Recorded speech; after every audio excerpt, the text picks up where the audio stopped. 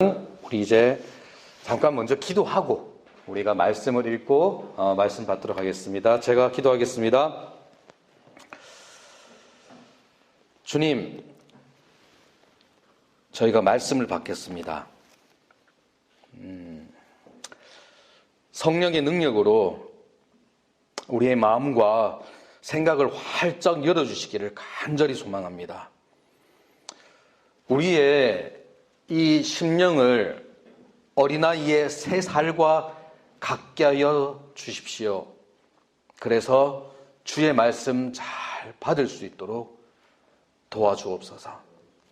이 시간 모든 사람의 소리와 세상의 소리를 우리 마음으로부터 제하여 주시고 오직 주의 소리만이 선포되게 하여 주옵소서. 감사드리며 육신으로 오신 말씀인 우리 주 예수 그리스도 이름으로 기도드립니다. 아멘. 우리 이 시간 함께 받으실 하나님의 말씀은 신약성경 누가복음입니다. 누가복음 1장 5절에서 25절까지의 말씀, 그리고 57절에서 66절까지의 말씀이 조금 깁니다. 제가 오늘 본문을 조금 길게 잡았는데요. 본문 읽기 전에 제가 먼저 좀 말씀을 드릴게요. 성탄절을 앞두고 교회가 예전부터 전통적으로 대강절, 대림절이라는 이름을 붙여서 절기를 많이 지켜왔었습니다. 그런데 종교개혁을 지나면서 그 당시에 교회 가운데 어떤 일이 있었냐면 성경 말씀이 없는 절기들이 너무 많아진 거예요. 혹시 이런 거 들어보셨죠? 성 무슨 축일 이런 식으로 해서 가톨릭 교회에서는 아직까지도 많이 지키고 있는데, 종교개혁 당시에 어떤 일이 있었냐? 1년 365일이 절기가 아닌 날을 찾기가 힘들 정도로 절기로 너무 가득 차버렸습니다. 그래서 일상적인 삶이 지금 이루어지지가 않는 거예요. 그러다 보니 개혁자들이 그 절기들을 말씀 중심으로 상당히 정리를 많이 해버렸습니다. 어떤 개혁자들은 좀 더 많이 정리하고 어떤 개혁자들은 몇 개를 조금 더 남기기도 하고요. 근데 우리 한국교회가 주로 받는 정통은 이제 진짜 말씀 가운데 있는 정말 그 절기만 지키자. 그래서 구약에 있는 거 말고요. 그래서 부활절과 성탄절만 남겨서 아주 엄격하게 그렇게 지키는 교회들이 있고요. 거기서 한두 가지만 조금 더해서 우리가 은혜롭게 지켜나가자. 그래서 이렇게 성탄절을 앞둔 대강절, 대림절이랑 그 다음에 부활절을 앞둔 사순절 정도 이렇게 포함해서 지키는 교회들, 이 정도 이렇게 나뉘는 것 같아요. 제가 봤을 때 성탄절과 부활절은 우리가 정말로 교회가 기억하여서 기념하여 지키는 게 바람직한 것 같고요. 대강절이나 사순절은 우리가 성도의 이 유익에 따라서 우리가 은혜롭게 해도 되고 안 되고 문제인 것 같은데, 우리가 어떻게 보면 이 시기에 그런 것들을 조금 마음에 담고 되새기는 것도 은혜로울 것 같아서 제가 이 대강절 주제로 설교를 몇 번 준비해 봤습니다. 오늘 그 말씀을 나누려고 하는데, 전통적으로 대강절 때 가장 많이 나누던 말씀 가운데 하나가 세례 요한에 대한 말씀입니다. 그래서 오늘은 이 세례 요한의 탄생에 대해서 우리가 말씀을 한번 읽어보고 함께 나누어 보도록 하겠습니다. 우리에게 주시는 하나님의 말씀입니다. 제가 조금 길지만 차분히 읽어드릴 테니 우리 성도님들 마음으로 함께 말씀을 받으시길 바랍니다. 5절 말씀입니다. 유대왕 헤롯 때에 아비야 반열에 제사장 한 사람이 있었으니 이름은 사가랴요, 그의 아내는 아론의 자손이니 이름은 엘리사벳이라. 이 두 사람이 하나님 앞에 의인이니 주의 모든 계명과 규례대로 흠이 없이 행하더라. 엘리사벳이 잉태를 못함으로 그들에게 자식이 없고 두 사람의 나이가 많더라. 마침 사가랴가 그 반열의 차례대로 하나님 앞에서 제사장의 직무를 행할세 제사장의 전례를 따라 제비를 뽑아 주의 성전에 들어가 분향하고 모든 백성은 그 분향하는 시간에 밖에서 기도하더니 주의 사자가 그에게 나타나 향단 우편에 선지라. 사가랴가 보고 놀라며 무서워하니 천사가 그에게 이르되 사가랴여 무서워하지 말라. 너의 간구함이 들린지라. 내 아내 엘리사벳이 내게 아들을 낳아 주리니 그 이름을 요한이라 하라. 너도 기뻐하고 즐거워할 것이요 많은 사람도 그의 태어남을 기뻐하리니 이는 그가 주 앞에서 큰 자가 되며 포도주나 독한 술을 마시지 아니하며 모태로부터 성령의 충만함을 받아 이스라엘 자손을 주 곧 그들의 하나님께로 많이 돌아오게 하겠습니다. 그가 또 엘리야의 심령과 능력으로 주 앞에 먼저 와서 아버지의 마음을 자식에게, 거스르는 자를 의인의 슬기에 돌아오게 하고 주를 위하여 세운 백성을 준비하리라. 사가랴가 천사에게 이르되 내가 이것을 어떻게 알리요? 나도 내가 늙고 아내도 나이가 많으니이다. 천사가 대답하여 이르되 나는 하나님 앞에 서 있는 가브리엘이라. 이 좋은 소식을 전하여 내게 말하라고 보내심을 받았노라. 보라, 이 일이 되는 날까지 내가 말 못하는 자가 되어 능히 말을 못하리니 이는 내가 내 말을 믿지 아니함이거니와 때가 이르면 내 말이 이루어지리라 하더라. 백성들이 사가랴를 기다리며 그가 성전 안에서 지체함을 이상히 여기더라. 그가 나와서 그들에게 말을 못하니 백성들이 그가 성전 안에서 환상을 본 줄 알았더라. 그가 몸짓으로 뜻을 표시하며 그냥 말 못하는 대로 있더니 그 직무의 날이 다 되매 집으로 돌아가니라. 이후에 그의 아내 엘리사벳이 잉태하고 5달 동안 숨어 있으며 이르되 주께서 나를 돌보시는 날에 사람들 앞에서 내 부끄러움을 없게 하시려고 이렇게 행하심이라 하더라. 우리 계속해서 뒤에 57절에서 66절 말씀 제가 읽어드리겠습니다. 이 말씀은 사실상 이 세례 요한 탄생 기사의 결론 같은 말씀이에요.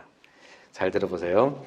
엘리사벳이 해산할 기한이 차서 아들을 낳으니 이웃과 친족이 주께서 그를 크게 긍휼히 여기심을 듣고 함께 즐거워하더라.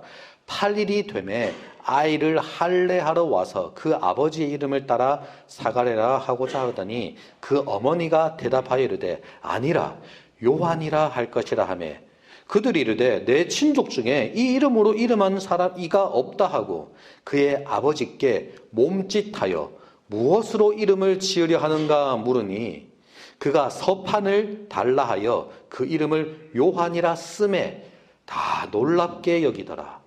이에 그 입이 곧 열리고 혀가 풀리며 말을 하여 하나님을 찬송하니 그 근처에 사는 사가 다 두려워하고 이 모든 말이 온 유대 산골에 두루 퍼짐에 듣는 사람이 다 이 말을 마음에 두며 이르되 이 아이가 장차 어찌 될까 하니 이는 주의 손이 그와 함께 하심이로라. 아멘. 말씀을 이렇게 함께 쭉 읽어보니 그것도 또 좀 새롭죠. 약 3년 전에 영국의 엘리자베스 2세 여왕이 서거를 했었습니다. 그죠? 그리고 지금 이제 찰스 3세인가요? 이제 왕이 되었는데, 정말 오랜만에 수십 년 만이었죠. 영국에 그 왕이 즉위하는 그 즉위식을 우리가 보게 되었습니다. 진짜 많은 세간의 주목을 받았었습니다. 그런데 그 당시에 저의 이 눈길을 끌었던 또 다른 한 가지가 있습니다. 많은 분들도 혹시 그걸 보셨을 수도 있는데 뭐냐면 왕관입니다. 진짜 멋있더라고요. 그죠? 그리고 그게 사실 역사적으로 참 의미가 있는 왕관이거든요. 그런데 그 왕관이 제 시선을 끌었던 또 다른 이유가 하나 있었습니다. 그게 뭐냐면 그 왕관에 보석이 뭐 그렇게 많이 박혀있던지요. 장식들이 정말 화려한데 그런데 중요한 것이 그 하나하나가 다 의미가 있고 의의가 있는 것들이거든요. 그것들이 다 모여서 그 영국의 대관식에 쓰이는 이 하나의 걸작품인 왕관이 되었다는 이 사실. 그리고 그 걸작품 왕관이 뜯어보면 하나하나가 참 진짜 의미가 있는 것들로 구성이 되어 있다는 것. 제가 생각할 때 우리가 믿는 기독교의 진리도 이와 같은 것 같습니다. 무슨 말이냐? 하나의 왕관으로서 아름다움이 있지만 그 왕관을 구성하는 보석과 장식 하나하나의 그 의미가 더해질 때 그 왕관의 가치가 진짜 어마무지하게 되잖아요. 이것처럼 기독교의 진리도 이 전체로 하나의 큰 중요한 의미를 가지지만 그것을 구성하는 요소 하나하나의 그 의미가 더욱 풍성하게 이렇게 해주는 것 같습니다. 예를 들어 볼까요?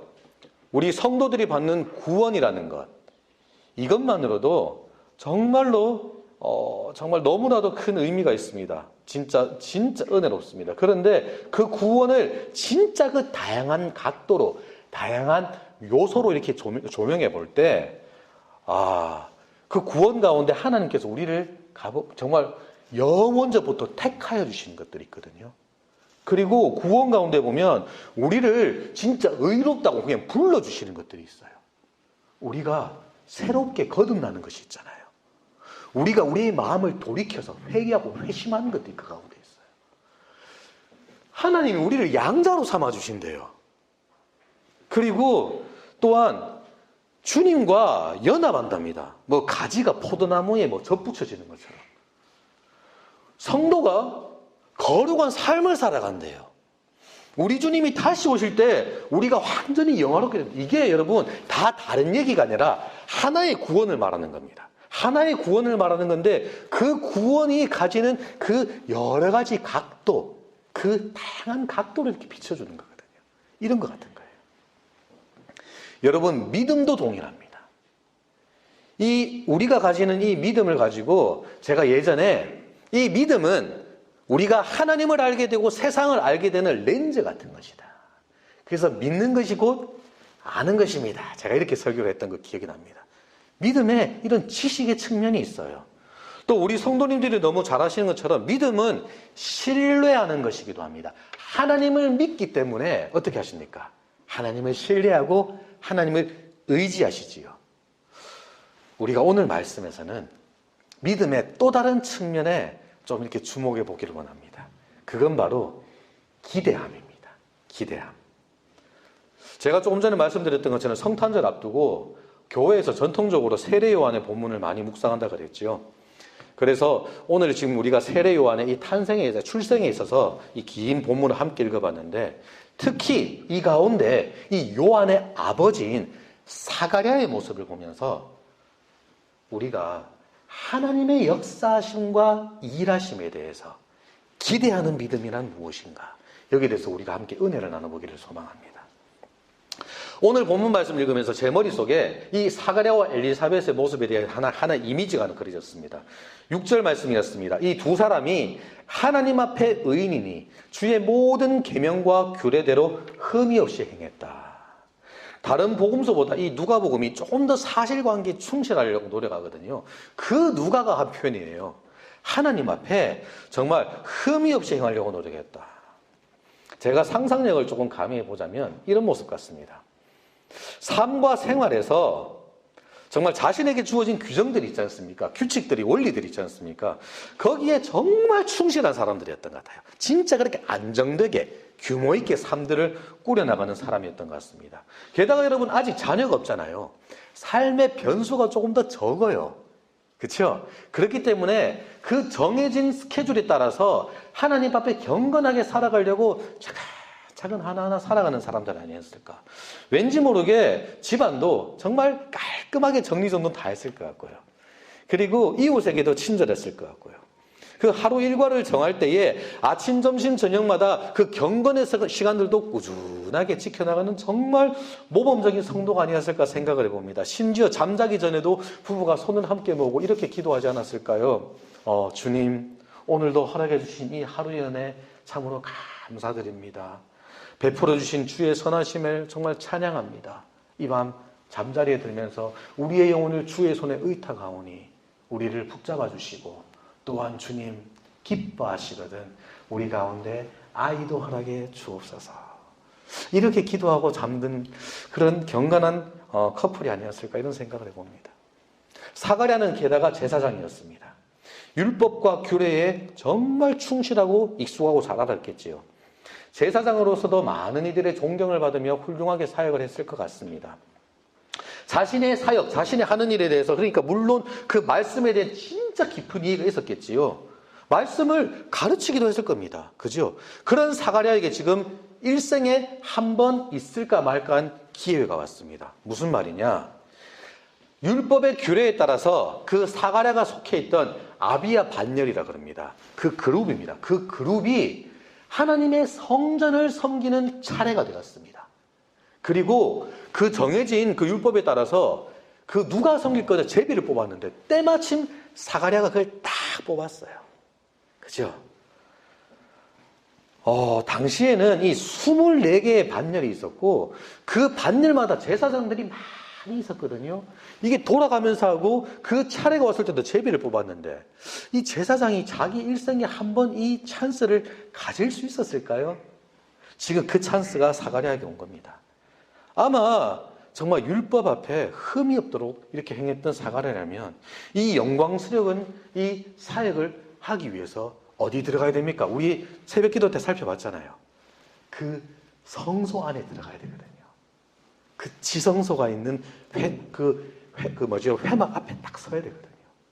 사가랴가 얼마나 자기 자신을 그 정결법을 하나하나 지켜나가면서 준비했었을지 충분히 생각해 볼 수 있습니다. 그 지성소는 단 한 사람 대제사장만이 1년에 한 번 들어갈 수 있잖아요. 그렇다면 어떻게 보면 이 사가랴에게는 그의 인생 전체에서 하나님의 임재 앞에 더 이상 가까이 나갈 기회가 없을 만큼 이렇게 다가갈 수 있는 유일한 순간이었을 거예요. 사가랴가 진짜 정성스럽게 준비했을 것 같지 않습니까? 율법을 읽어보십시오. 우리가 앞으로 통독하면서 레위기도 보게 될 건데 규례가 진짜 복잡하거든요. 그거 다 암송하고 있었을 것 같아요.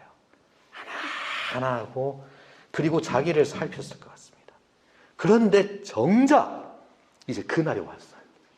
사가랴가 진짜 조심해서 살펴가면서 그 성소에 딱 들어간 순간 그 사람의 기대와 그 사람의 그 많은 준비는 송두리째 무너져 버리는 하나의 사건이 발생합니다. 천사가 있는 거예요.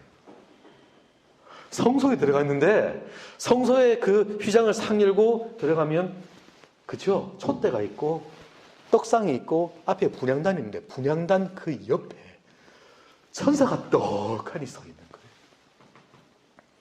사가랴가 어떤 반응을 맨 먼저 보였습니까? 너무 놀랐습니다. 진짜 무섭고 두려웠습니다. 벌벌벌 떨고 있었던 것 같아요. 그 천사가 하나님을 수종드는 천사 가브리엘이거든요. 제가 여러 번 말씀드렸던 것처럼 그 하나님의 어떠하심을, 그 거룩하심을 딱 보는 순간 사람들이 보일 수 있는 가장 자연스러운 반응입니다. 두려워, 경외함. 이같이 경외함으로 두려워하고 있던 사가랴에게 가브리엘이 이렇게 말합니다. 사가랴여 무서워하지 말라. 너의 간구함이 들린지라. 너의 아내 엘리사벳이 아들을 낳아주리니 이름을 요한이라고 해라. 바로 오래전 선지자들이 예언했던 것처럼 메시아의 오시는 길을 준비하는 하나님의 큰 일꾼 그 세례 요한이 바로 사가랴와 엘리사벳을 통해서 태어날 것을 지금 천사가 말씀해 주시는 거예요. 그런데 여러분 너무나도 기쁜 소식 아닙니까? 대단한 소식 아닙니까? 근데 가브리엘이 전한 이 소식을 들은 사가랴의 반응이 너무나도 흥미롭습니다. 사가랴가 이렇게 대답합니다. 사가랴가 천사에게 이르되 내가 이것을 어떻게 알리요? 나도 늙고 아내도 나이가 많습니다. 아니 그걸 어떻게 알아요? 어떻게 그런 일이 일어나겠습니까? 사가랴가 지금 이렇게 대답하고 있는 거예요. 천사의 말을 믿지를 않습니다, 여러분. 여러분 잠깐 한번 생각해 보세요. 다른 사람 아닙니다. 사가랴입니다, 사가랴. 하나님 앞에 흠이 없는 사람이라고 해야 되는 그 사가랴입니다. 주의 모든 계명과 규례대로 그때 행해왔던 그 신앙인이에요. 모든 사람의 모범이 되는 제사장이고 그 누구보다 말씀을 잘 아는 사람이잖아요. 그 말씀을 심지어 가르쳤을 것 아닙니까? 다른 사람은 몰라도 사가랴는 그 말씀을 그 천사를 통해 선포되는 메시지를 믿어야 될 것 같지 않습니까?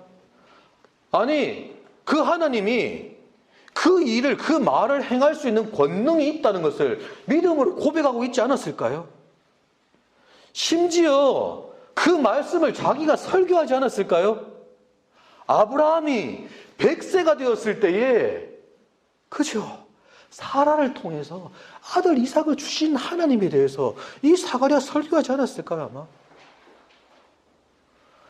마노아의 아내가 앞으로 태어날 그 아기 삼손에 대해서 천사로부터 말씀을 전해 듣고 그 아이를 나실인으로 구별해 드렸던 것, 설교하지 않았을까요?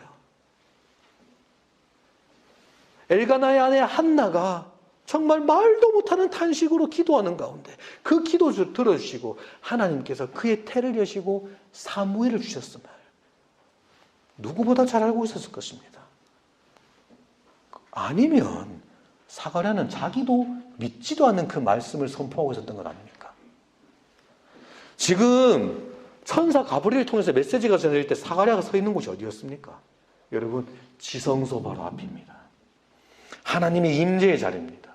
그 어느 곳보다 주의 영광과 권능과 위엄으로 가득한 곳입니다.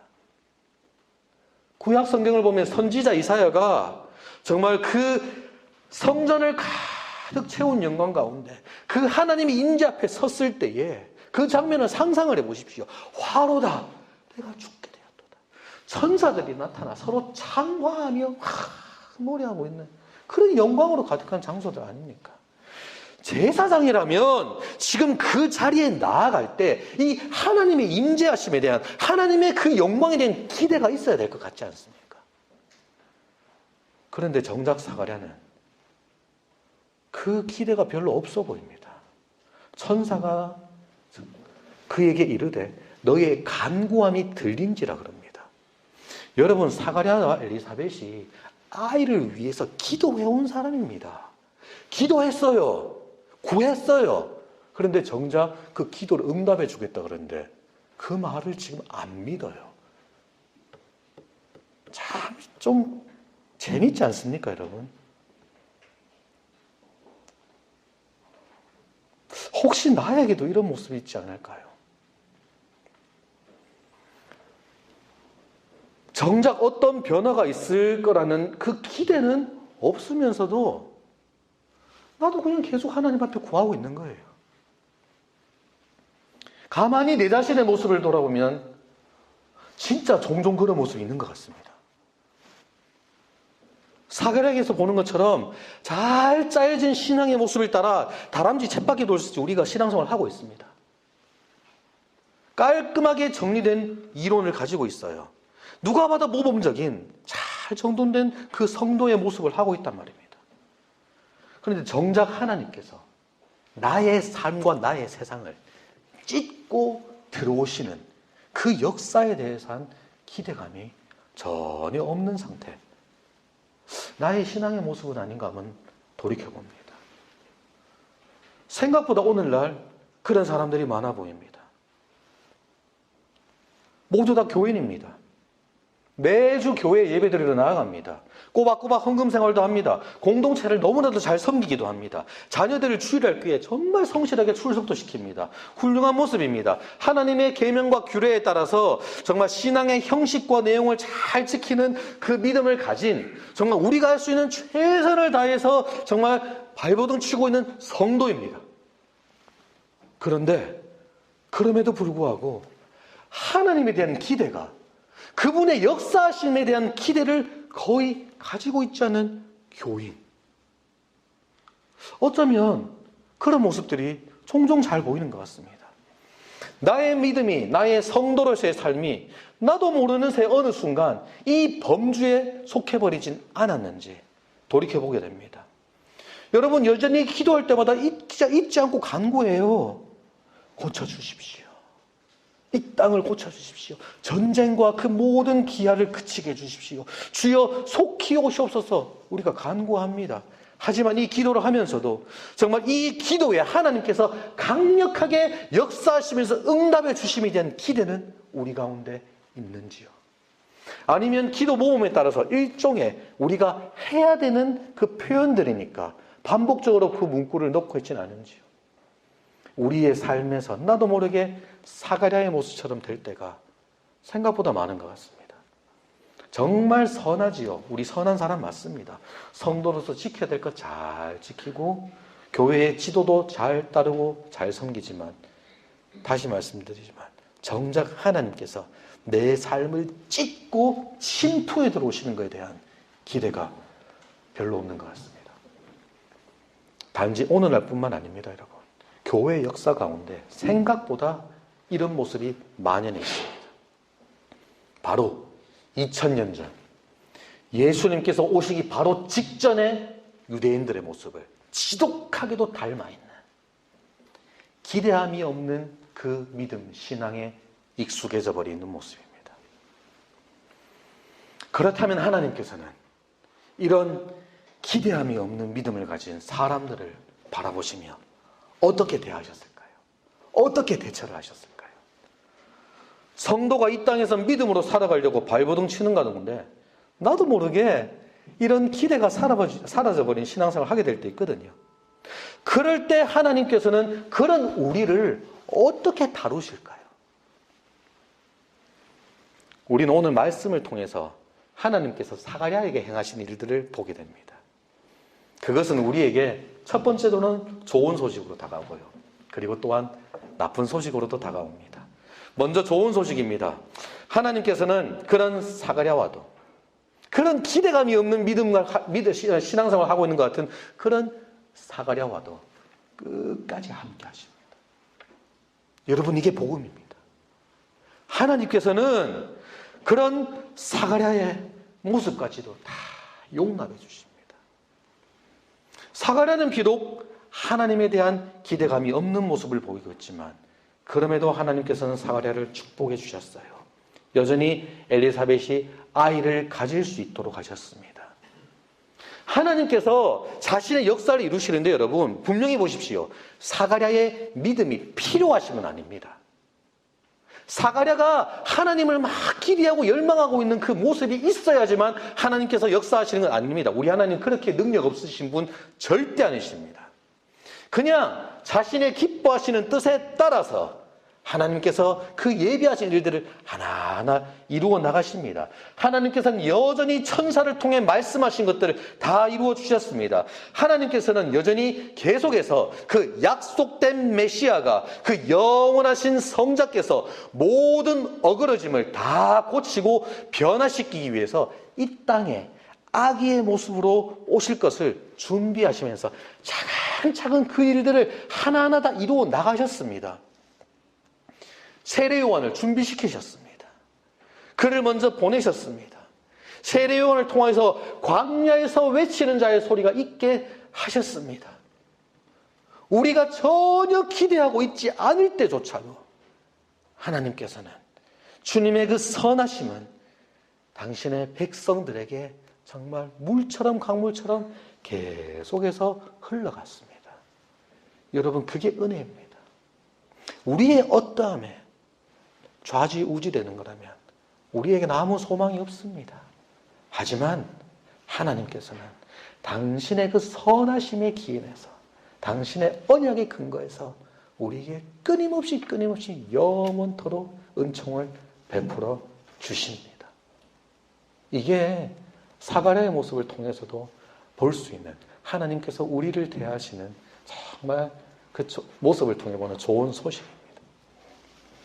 그런데 여러분, 나쁜 소식도 있습니다. 전혀 기대함이 없었던 그 제사장 사가랴에게 하나님께서 행하신 또 다른 한 일이 뭔지 아십니까? 그를 징계하십니다. 하나님께서는 사가랴의 입을 닫아버리셨습니다. 그 결과 사가랴가 아내 엘리사벳이 임신했던 그 기간 동안 아무런 말도 할 수 없게 되었습니다. 하나님께서 사가랴에게 그 기간 동안 침묵할 것을 명하신 거예요. 침묵해라. 조용해라. 여러분, 목회자에게 완벽한 벌 아닙니까? 여러분들의 설교자에게, 앞에 서 있는 저에게 하나님께서 이런 징계를 내리신다면 우리 성도님도 오히려 나쁘지 않겠는데 라고 생각하실 수도 있겠죠. 설교가 조금 짧아질 수도 있잖아요. 그죠? 사실 이것은 제사장인, 즉 당시에 목회자였던 사가랴에게 너무나도 완벽한 징계였거든요. 그렇기 때문에 단순한 징벌이라고만 보기는 좀 힘들 것 같습니다. 무슨 말이냐? 여러분, 이 땅을 살아가는 우리 성도들이 항상 마음에 새겨야 될 것이 있습니다. 뭐냐? 우리 삶에서 일어나는 여러 가지 어려움들이 있잖아요. 그죠? 그 어려움들을 때로는 우리 하나님께서 우리의 거룩함을 이루기 위해서 그거를 들어 사용하실 수도 있다는 겁니다. 그런 수단이 될 수 있다는 거예요. 도구가 될 수도 있다는 거예요. 쉽게 말해서 고난과 그 어려움의 때가 정말 내가 조금 더 거룩한 삶을 살아갈 수 있도록 연단되어지는 그 훈련 과정이 될 수도 있다는 거예요. 지금 하나님께서는 어떻게 보면 사가랴를 지금 9개월 동안에 엘리자벳의 그 임신기간 동안에 훈련 과정에 지금 다 등록시켰다고 그렇게 보셔도 됩니다. 이 시간 동안에 하나님께서 하신 일을 지금 보십시오. 지금 그 제사장에게, 당시의 목회자에게 목소리를 뺏어버리셨어요. 건축하는 사람들에게 이 공구를 뺏은 것이고요. 화가에게 그 붓을 뺏어버린 거고, 음악하는 분들에게 악기를 뺏어버리는 거예요. 자기가 할 일을 제대로 수행할 수가 없게 되었습니다. 어쩔 수 없이 사가랴가 어떻게 됩니까? 자기가 지금까지 그 바쁘게 해왔던 모든 것을 다 멈추고 가만히 이제 지켜볼 수밖에 없게 되었습니다. 이게 핵심입니다, 여러분. 이게 핵심입니다. 사가랴가 지금까지 진짜 바쁘게 사역해왔거든요. 바쁘게 일해왔거든요.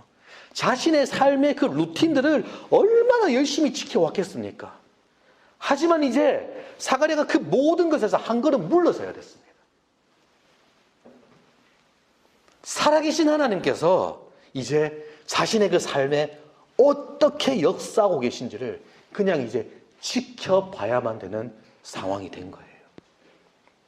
이 긴 시간의 침묵 속에서 마치 하나님께서 지금 사가랴에게 이렇게 말씀하고 계신 것 같은 그런 상황입니다.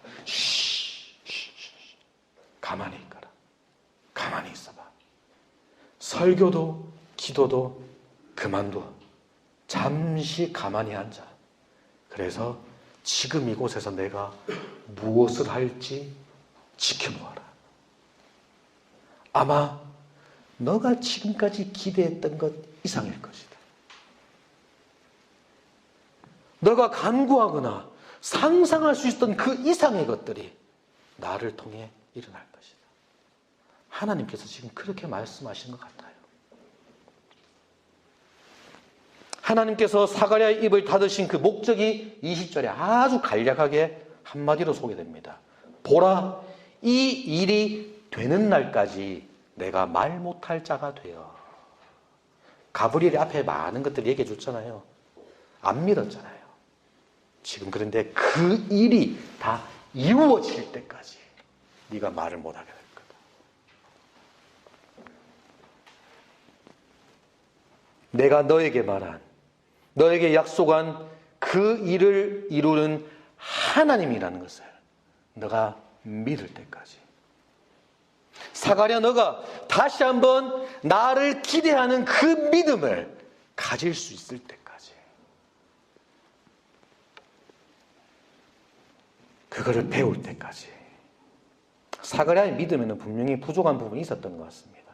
그리고 지금 이 자리에서는 침묵이 바로 하나님께서 그 사가랴에게 처방해 주신 해결책이었습니다. 하나님께서는 지금 사가랴의 삶에서 이 침묵이라고 하는 어려움과 고난을 사용하셔서 그를 가르치시고 그의 믿음을 연단하시고 다시금 하나님의 일하심을 기대하는 법을 알려주시는 겁니다. 하나님께서는 때때로 우리를 일깨우시고 어루만지시고 회복하시고 바른 모습으로 이끄시기 위해서 우리 삶에 있는 이런 어려움들을 사용하십니다. 분명한 사실입니다. 여러분, 여기서 제가 한 가지 더 짚어드릴게요. 모든 고난이, 모든 어려움이 하나님으로부터 오는 것은 아닙니다. 분명히 알아야 됩니다. 우리가 어려움이 있을 때마다 하나님께서 나를 치시기 위해서, 여러분 그렇게 생각하지 않으셔도 됩니다. 그냥 대부분은 단순한 고통과 불행일 때가 많습니다. 무슨 말이냐? 죄 때문에 어그러져 버린 이 세상에서 그 결과로 나타난 악의 결과물 때문에 우리가 그냥 고통받는 걸 뿐이에요. 그것 때문에 거기서 막 하나님의 뜻 이렇게 많이 하지 않으셔도 됩니다. 하지만 때로는 오늘 말씀에서 보는 것처럼 우리가 겪는 그 어려움들이 하나님께서 우리를 그 새로운 소망과 기대와 믿음의 자리로 이끌어 나가는 그 통로가 될 때도 있다는 겁니다. 우리 각자의 인생에서 힘든 시기를 보냈을 때를 한번 돌이켜 보십시오. 그 순간 너무나도 끔찍하고 힘들었잖아요. 그런데 이제서야 되돌아보면 참 하나님께서 그 순간들을 참 사용하지 않으셨습니까? 그래서 나를 강하게 정말 두들기시는, 마치 대장장이가 정말 순수한 금속을 얻기 위해서 계속해서 망치로 때리는 거죠. 그렇게 우리를 연단하시는 그 자리들이 아니었습니까? 그래서 그 시간들이 지난 후에는 우리가 더 나은 성도가 되었고 더 큰 소망을 가질 수 있게 되었다고, 하나님께서 우리와 함께 하심에 대해서 더욱더 생생한 그 실제를 경험하고 고백할 수 있게 되었다고, 우리가 그렇게 간증할 수 있게 되는 경우들이 참으로 많지 않습니까? 실제로 이 침묵이라는 고난도 사가랴에게는 유익이 되었습니다. 이야기의 끝에 가면 어떻게 됩니까? 이제 엘리사벳만이 아닙니다. 엘리사벳만 기대하고 있는 게 아니에요. 아기가 태어났습니다. 그 이름을 요한이라고 지었습니다. 그러자 참 놀랍게도 사가랴 입이 다시 열리게 되었거든요. 그의 입술에서, 그 열린 입술에서 터져나온 게 놀람의 말이 아니고 안도의 한숨이 아니고 불평이 아니고 정말 너무 힘들었다가 아니고, 그 터진 입에서 나온 말이 무엇입니까? 찬양입니다. 찬송입니다. 이것을 본 모든 사람의 눈도 그때 함께 열린 것 같습니다. 65절 말씀을 보면 그 근처에 사는 사람들이 이걸 보고 다 두려워했다고 그럽니다. 그 소식 들은 사람들 모두가 궁금했던 것 같습니다. 66절입니다. 이 아이가 장차 어찌 될까? 왜냐하면 주의 손이 그와 함께 하심이라. 주의 손이 그 아이와 함께 하시는 것을 사람들이 다 볼 수 있었거든요. 사람들이 갑자기 그 마음속에 기대가 생기기 시작합니다. 이 아이가 장차 어떻게 될 것인가? 하나님께서 이 아이를 통해서 무슨 일을 하실 것인가? 궁금해지고 기대감이 막 생기기 시작한 거예요. 하나님께서 하신 일을 한번 보자, 지켜보자. 이 변화가 사가랴에게도 분명히 보입니다. 우리가 오늘 다 안 읽었어요. 그런데 그 67절 이후의 말씀을 보면 여러분, 입이 열린 사가랴가 성령의 충만함을 힘입어서 막 예언하는 장면이 나옵니다. 그 노래를 보면 살아계신 하나님께서 하나님의 백성들의 삶에서 끊임없이 놀라운 일을 행하심을 고백하고 노래하는 겁니다. 주의 자비하심과 빛이 하늘을 쫙 가르고 이 땅으로 내려오셔가지고 어둠과 죽음의 그늘에 앉은 자에게 비치고 우리의 발걸음을 평강의 길로 인도하신다. 70절, 71절 말씀입니다. 그게 사가랴의 노래입니다. 사가랴의 마음속에 기대가 다시 회복되었어요. 말씀을 이제 정리해 보겠습니다.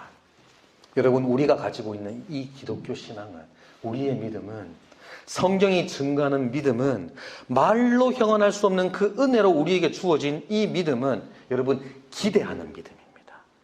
우리의 믿음은 단순히 성경을 공부하고 그 가르침을 따라서 선하게 잘 살아가는 것을 하나님께서 원하십니다. 그걸 알고 그걸 신뢰하는 것에 그치지 않습니다. 기독교에서 말하는 진짜 믿음은 여기다가 한 가지를 더해야 됩니다. 무엇이냐? 살아계신 하나님께서 우리의 삶 속에서, 우리의 세계 속에서 일하시고 역사하심에 대한 분명한 기대감이 날마다 있어야 됩니다. 아침에 일어나서 잠깐 드리는 기도 가운데 주님, 오늘 하루 나와 함께 해 주십시오, 동행해 주십시오라고 기도하면서 그때에 그 기도하고 그냥 바쁜 가운데 치여 살아가는 것이 아니라 실제로 오늘 하루 가운데 우리 주님께서 나의 손을 잡고 함께 걸어가심에 대한 그 기대 때문에 마음이 막 부풀어 올라야 되는 그런 믿음이, 그런 신앙인이 바로 성도라는 것입니다. 매주 주일 예배 자리에 나오면서 주님, 예배자로 주님 앞에 나아갑니다. 용납해 주십시오. 우리를 통해 영광 받아 주십시오. 넘치는 은혜로 나를 채워 주십시오라고 기도하면서 실제로 예배 가운데 하나님의 임재 앞에 설 것을 기대하고 준비하는 나의 모습이 있어야 된다는 것입니다. 그리고 그 예배가 그 감격에 사로잡히는 그 역동함이 우리 가운데 있어야 된다는 것입니다. 그 기대가 예배의 자리로 그 문을 열고 나오는 우리의 마음을 설레게 해야 된다는 것입니다. 여러분, 이거 작은 변화인 것 같지만 진짜 근본적인 변화입니다. 왜냐하면 우리가 이 땅을, 세상을 살아가는 방식을 완전히 뒤바꿔버리거든요. 성탄절을 앞두고 있습니다, 여러분. 이 시기에 간절히 우리가 기도했으면 좋겠습니다. 주님께서 우리의 믿음에 기대를 더하여 주시기를 기도하십시다. 하나님께서 우리 심령 가운데 역사하심을, 일하심을 기대하는 것을 회복시켜달라고 기도하십시다. 그 역사를 더 민감하게 느끼고 알 수 있고 그 변화에 순전하게 반응할 수 있는 성도가 되게 해달라고 기도하십시다. 우리 교회 가운데 역사하심을 기대함으로 더 분명히 바라볼 수 있게 해달라고 기도하십시다. 우리 가정 가운데 하나님께서 하시는 일에 대해서 하나님의 그 자녀들을 하나님께서 책임지고 키워주심에 대한 그 기대를 우리가 회복할 수 있게 해달라고 기도하십시다. 우리 한 사람 한 사람을 통해서 우리 삶의 현장에서 역사하시는 하나님 목도하게 해달라고 기도하십시다. 무엇보다도 자신에게 주신 그 아이 요한을 바라볼 때 그 요한이 주 앞에 먼저 앞서가서 그 길을 준비하는, 그리고 그 요한을 통해서 정말 돋아나는 그 돋아오르는 해가 우리에게 임하여서 우리를 평강의 길로 인도하실 것을 이제 드디어 기대할 수 있게 됐던 그 사가랴처럼 오늘 하루 나의 삶에서 나를 통해 역사하시는 그 하나님께서 우리를 사용하셔서 우리의 이 오늘 하루의 이 삶이 광야 같은 이 세상에서 주님 다시 오실 길을 예비하는 그 소리가 될 수 있도록 우리를 그렇게 사용하시기를 기대하는 그 믿음이 회복되어지도록 기도하는 우리 모두가 되기를 성탄절을 앞두고 제가 간절히 소망합니다. 우리 시간 다 같이 잠깐 찬양하고 기도했으면 좋겠습니다.